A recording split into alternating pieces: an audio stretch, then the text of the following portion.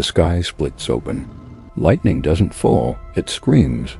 A hammer spins through the storm, carving fire into the clouds. It slams into a skull the size of a mountain. Stone explodes. But the giant doesn't bleed. He laughs. The sound shakes. Valleys. Shatters ice. Breaks the rhythm of the world. And then a shard. Not from the giant. From the stone itself.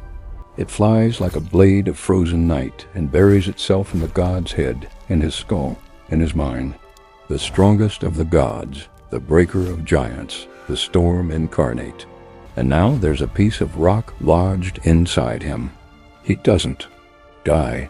He doesn't fall. He walks away, but something is wrong. This is the story of how a god of thunder lost a piece of his own mind, and why the wound never healed. Stay close, because this wasn't just a fight, it was a warning.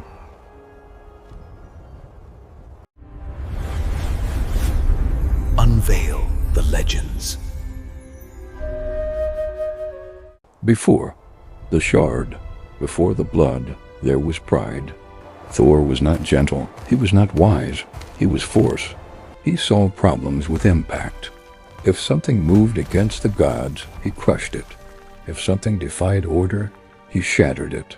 And across the wild edges of the world, something always moved. The giants, not mindless brutes, not simple monsters, ancient, patient, older than the sky's borders. Among them stood one of stone and frost, Hrungnir, a creature carved from mountain and ice, a being who did not fear thunder. And fear is the only thing that keeps peace alive. The gods feasted in golden halls. Mead poured like rivers.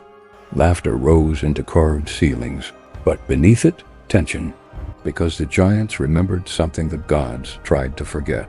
They were here first, and when pride meets ancient resentment, the clock starts ticking. The feast should have ended in laughter.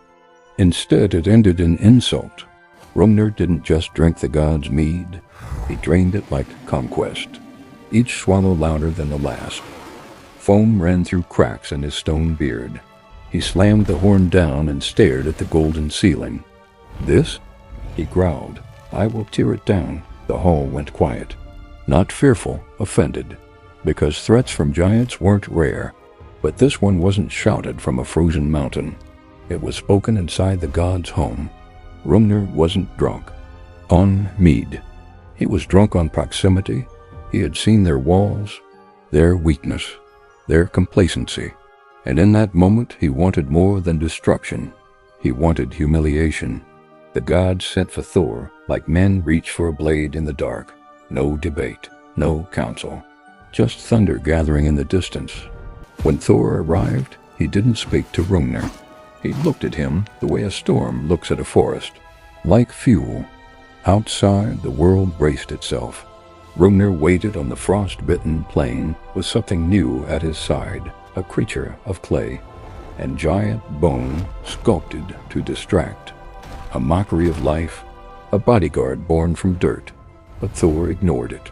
His focus locked on the stone giant, because this wasn't about tactics. It was about dominance. Hrungnir raised his whetstone, edges jagged, surface dark as dried blood. It wasn't forged. It was ripped from the earth, a tool meant to sharpen, a tool meant to prepare something for killing. The first clash shattered the horizon. Mjolnir roared from Thor's hand. The whetstone screamed back. When they collided mid-air, the sky flashed white. For a heartbeat, everything froze in silhouette, god, giant, storm. Then the crack. Mjolnir punched through the whetstone like bone through skin. The stone split, splintered, detonated into fragments that sliced through rain and cloud. The hammer didn't slow. It buried itself in Hrungnir's skull. The giant's eyes widened, not in pain, in disbelief. Then gravity claimed him. He fell backward, and the earth shuddered under his weight. But in the chaos, something smaller moved faster. A sliver of whetstone, thin, invisible, precise. It cut through Thor's hair, through flesh, through bone, and stopped. Inside, Thor staggered, not from fear, from confusion. Gods don't expect resistance from debris. Blood mixed with rain. It ran down his cheek in quiet lines. Around him, the battlefield settled. The clay guardian crumbled. Hrungnir lay shattered. Victory stood tall. But Thor felt something cold pressing against his thoughts. A pressure, a whisper. He reached up, touched the wound. His fingers came away red. He said nothing. That was the first mistake.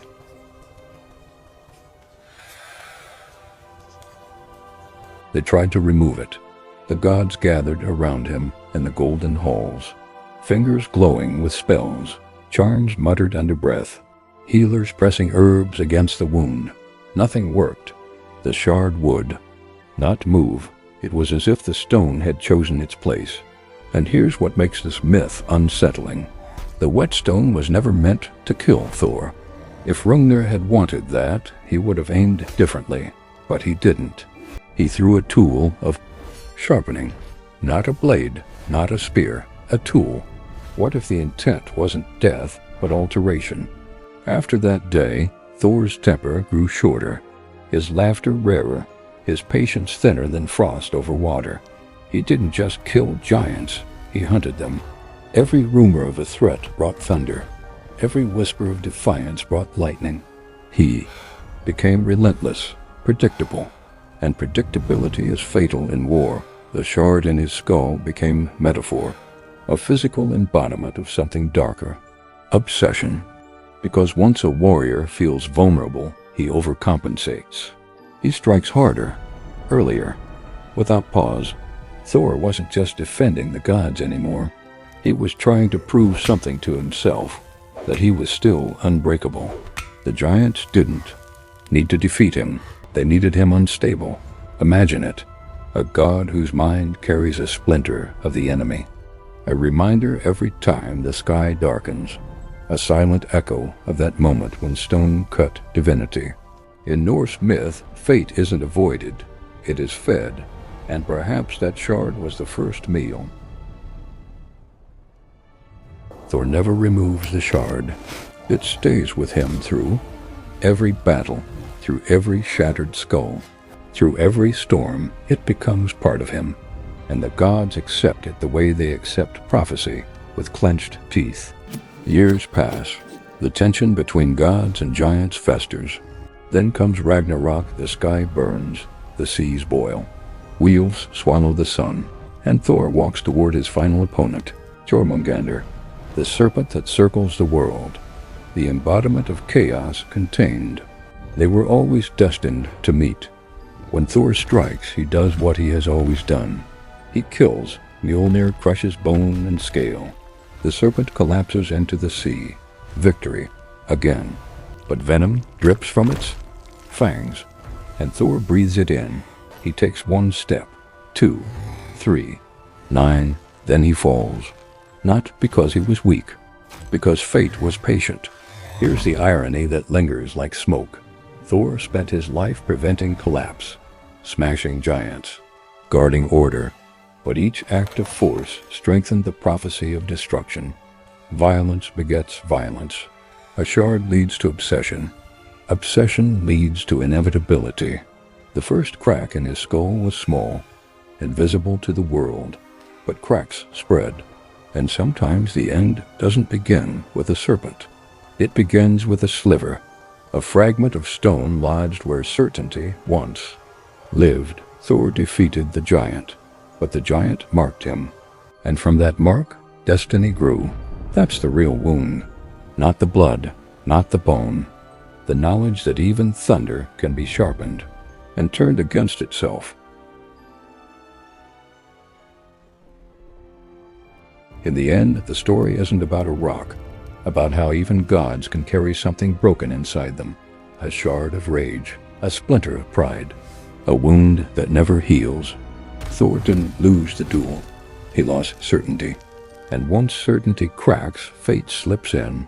Drop your theory below, because if a single shard could alter the mind of thunder, what happens when the trickster starts pulling the strings. And trust me, the next story makes this one look merciful.